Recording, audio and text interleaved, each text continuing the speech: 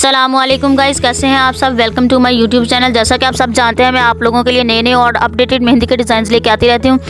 आज भी मैं आप लोगों के लिए 2026 में टॉप ट्रेंडिंग में जाने वाले मेहंदी के डिज़ाइंस लेके आई हूँ, जो कि पूरा साल टॉप ट्रेंड में रहेंगे और आप इनको अपने किसी भी फंक्शन पे जो है वो अप्लाई कर सकते हैं। तो गाइस, मेरी आप सबसे एक रिक्वेस्ट होती है कि आप जो है अगर सब्सक्राइब कर देंगे तो आपका सब्सक्रिप्शन जो है वो किसी की भी लाइफ को जो है वो चेंज कर सकता है। तो वीडियो को स्टार्ट करने से पहले मैं आप सबसे फिर एक दफ़ा रिक्वेस्ट करती हूँ कि प्लीज़ मेरे चैनल को जो है वो सब्सक्राइब करें, लाइक करें और बेल आइकन का बटन ज़रूर प्रेस करें, ताकि आप मेरी कोई भी न्यू वीडियो और ट्रेंडिंग में जाने वाली वीडियो को मिस ना करें।